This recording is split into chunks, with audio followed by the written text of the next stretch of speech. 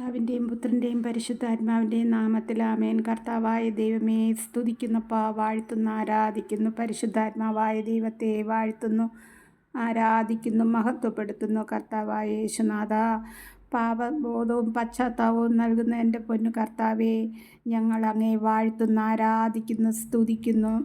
ഇന്ന് ഞങ്ങൾക്ക് നല്ലൊരു ദിവസം തന്നതിനെ ഓർത്ത് പ്രാർത്ഥിക്കുന്നു. പ്രഭാതം മുതൽ ഈ കരുണയുടെ സമയം വരെ ഞങ്ങളെ എല്ലാവരെയും അവിടങ്ങളിൽ പരിപാലിച്ചിരിക്കുന്നതിനെ ഓർത്ത് സ്തുതിക്കുന്നപ്പാ. ഈ കരുണയുടെ സമയം ഞങ്ങളെയും മക്കളെയും കുഞ്ഞുമക്കളെയും സഹോദരങ്ങളെയും സഹോദര കുടുംബാംഗങ്ങളെയും പ്രാർത്ഥനാ സഹായം ചോദിച്ചിരിക്കുന്നവരെ, ഞങ്ങളോർത്ത് പ്രാർത്ഥിക്കുന്നവരെ, ഇപ്പോൾ എൻ്റെ വാക്കുകളിലൂടെ കർത്താവിനെ കേൾക്കുന്നവരെ, അവരുടെ കുടുംബങ്ങളെയും അവിടുത്തെ പാദപീഠത്തിൽ സമർപ്പിക്കുന്നു.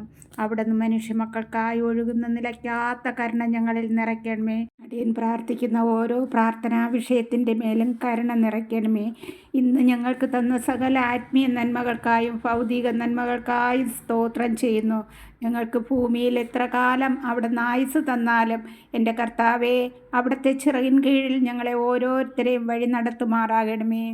സഹനങ്ങളിൽ തുണയായിരിക്കുന്ന നല്ല ദൈവമേ, ഞങ്ങൾക്ക് ഓരോരുത്തർക്കും എത്ര സഹനം വന്നാലും ഞങ്ങളുടെ പാപങ്ങൾക്കായി സഹനം ഏറ്റെടുത്ത എൻ്റെ കർത്താവിൻ്റെ മുഖത്ത് നോക്കി ഞങ്ങൾക്കുണ്ടാകുന്ന സഹനങ്ങൾ സഹിക്കുവാൻ അവിടുന്ന് ഞങ്ങൾക്ക് ഓരോ മക്കൾക്കും കരുണ തന്ന് അനുഗ്രഹിക്കണമേ എന്ന് പ്രാർത്ഥിക്കുന്നു. പ്രാർത്ഥിച്ചു വചനമെടുത്തു. സങ്കീർത്തനങ്ങളുടെ പുസ്തകം 3-ാം അധ്യായം 1 മുതൽ 8 വരെയുള്ള വാക്യങ്ങൾ വായിച്ചു പ്രാർത്ഥിച്ചു. എന്നെ ശരിക്കും സ്പർശിച്ച വാക്കുകളെന്ന് പറയുന്നത് 3-ാം വാക്യമാണ്. ഓരോ വാക്കും നമ്മെ സ്പർശിക്കുന്നവ തന്നെയാണ്, എന്നാൽ എന്നെ കൂടുതലായി സ്പർശിച്ച 3-ാം വാക്യമാണ്. ഞങ്ങൾ ഇന്നലെ ഒരു യാത്രയിലായിരുന്നപ്പോൾ എൻ്റെ കർത്താവ് ഞങ്ങൾക്ക് സംരക്ഷകനായി അപകടങ്ങളിൽ കൂടെ ഉണ്ടായിരുന്നു. അതെനിക്ക് ഇന്നലെ ശരിക്കും മനസ്സിലായ ദിവസമായിരുന്നു. ഈ വാക്യങ്ങൾ ഞാനിവിടെ വായിക്കാം.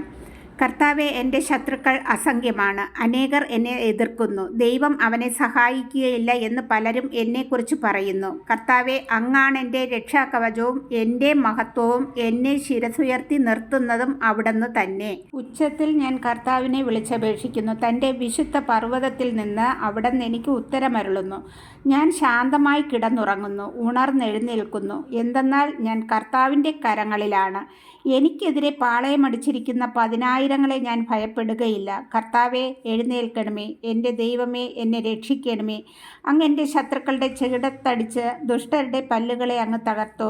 വിമോചനം കർത്താവിൽ നിന്നാണ്. അവിടുത്തെ അനുഗ്രഹം അങ്ങയുടെ ജനത്തിന്മേൽ ഉണ്ടാകുമാറാകട്ടെ. ഈ കരുണയുടെ സമയം കർത്താവിൻ്റെ അനുഗ്രഹത്തിനായി നമുക്ക് ഏക മനസ്സോടെ പ്രാർത്ഥിക്കാം. കർത്താവെ, ഞങ്ങളുടെയും ലോകം മുഴുവൻ്റെയും മേൽ കരുണയായിരിക്കണമേ.